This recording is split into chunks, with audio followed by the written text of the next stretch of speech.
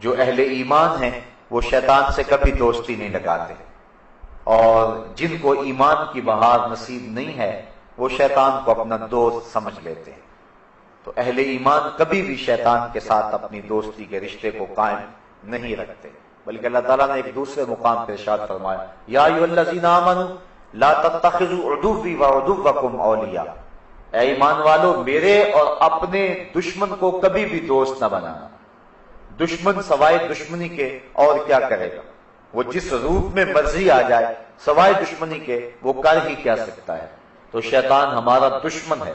اس نے ہمارے رب کے روبرو قسم کھائی تھی کہ مجھے قسم ہے تیری عزت کی، میں تیرے بندوں کو تیرے تک نہیں پہنچنے دوں گا،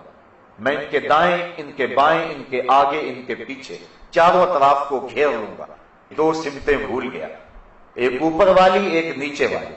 جب بندہ پیشانی سجدے میں رکھ دے یا ہاتھ اٹھائے اور اللہ سے عرض کرے تو شیطان انسان کے راستے میں حائل نہیں ہو سکتا ہے، باقی چاروں سمتوں سے آتا ہے، تو اس کو کبھی بھی اہل ایمان دوست نہیں سمجھتے ہیں۔ تو شیطان انسان کو بے حیا بنانے کے لیے تگ و تاس کیا کرتا ہے، اور ہمیشہ شیطان انسان کی آبرو کا دشمن ہے، اس کو ایک آنکھ بھی انسان کی عزت نہیں پاتی، اور وہ چاہتا ہے کہ انسان کو حیا باختہ کر دوں۔ اور صاحبو یہ بات ذہن میں رکھو کہ جب کسی قوم کے اندر حیا باقی نہیں رہتا تو اس قوم کا دین باقی نہیں رہتا۔ حضرت نبی رحمت صلی اللہ علیہ وآلہ وسلم تشریف فرما ہوئے تو ایک صاحب اپنے بھائی کو حیا کے بارے میں درس دے رہا تھا، حیا کی تعلیم دے رہا تھا۔ تو حضور جب تشریف فرما ہوئے اور اس کے بھائی کو تعلیم دیتے ہوئے دیکھا تو فرمایا دعو فإن الحیا من الایمان، فرمایا اسے چھوڑ دے، حیا تو ایمان کا حصہ ہے، یعنی جب ایمان ہوگا تو لازمی طور پہ حیا بھی ہوگا۔ حیا کا سبق اور حیا کی تعلیم اور حیا کے لیے کوشش کر کے کسی شخص کے اندر اس بات کو ڈھیلا نہیں جا سکتا۔ اگر ایمان نہیں ہے تو حیا نہیں آ سکتا، اور اگر ایمان ہے تو حیا لازمہ ہے ایمان کا۔ تو جس کے اندر ایمان ہوگا تو یقیناً اس کو حیا کی صفت بھی حاصل ہوگی، اور یہ ایمان کے شعبوں میں سے ایک اہم شعبہ ہے۔ بلکہ حضور نے فرمایا کہ حیا سارے کا سارا بھلائی ہے، اور حیا سوائے بھلائی کے اور کچھ نہیں لاتا ہے۔ تو شیطان چاہتا ہے کہ ہمیں حیا باختہ کر دیں، اور حیا باختگی کی جو ہے وہ بدترین صورت یہ ہے کہ وہ کسی کے لباس کو اتار دے۔ اللہ نے جن چیزوں کو چھپانے کا حکم دیا ہے اگر ان چیزوں کو چھپایا نہ جائے تو پھر حیا کا جوہر باقی نہیں رہتا ہے۔ اس لیے اللہ تعالیٰ نے اہل ایمان کو اپنے رسول کی وساطت سے یہ حکم دیا قل للمؤمنین یغضوا من ابصارہم وَيَحْفَظُوا فُرُوجَهُمْ ذَلِكَ أَزْكَىٰ لَهُمْ إِنَّ اللَّهَ خَبِيرٌ بِمَا يَصْنَعُونَ۔ اے محبوب آپ فرما دیجئے، حکم دیجئے للمؤمنین، مسلمان مردوں کو کیا حکم دیجئے؟ یغضوا من ابصارہم، کہ وہ اپنی نگاہوں کو نیچا رکھیں، وَيَحْفَظُوا فُرُوجَهُمْ، اور اپنی شرمگاہوں کی حفاظت کریں، ذَلِكَ أَزْكَىٰ لَهُمْ، یہ ان کے لیے زیادہ ستھری بات ہے، ان اللہ خبیر بما یصنعون، جو تم کرتے ہو اللہ اس کو خوب جانتا ہے،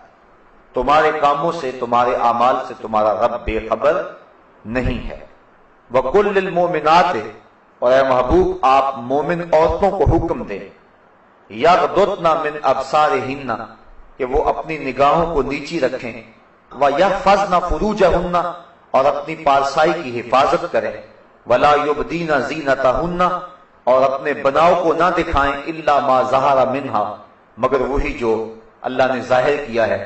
وَلْيَضْرِبْنَ بِخُمُرِهِنَّ عَلَى جُيُوبِهِنَّ،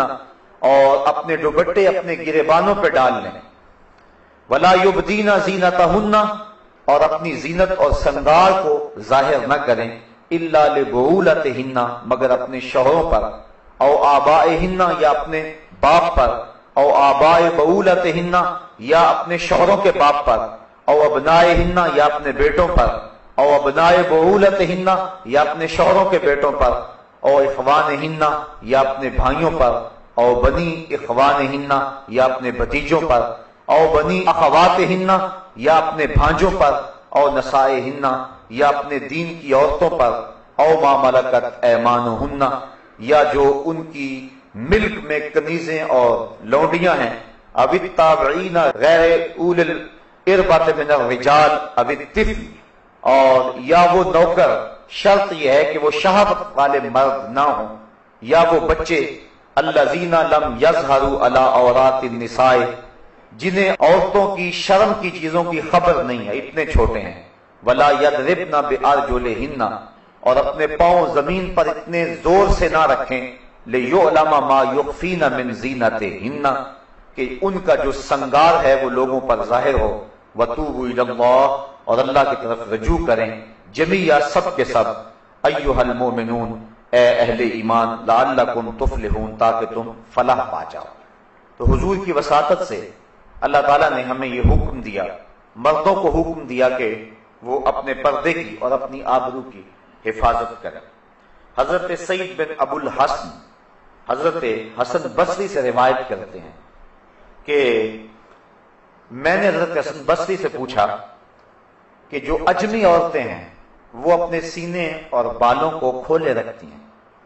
تو ہم کیا کریں؟ تو حضرت حسن بصری نے قرآن مجید کی اس آیت کی طرف اشارہ کیا،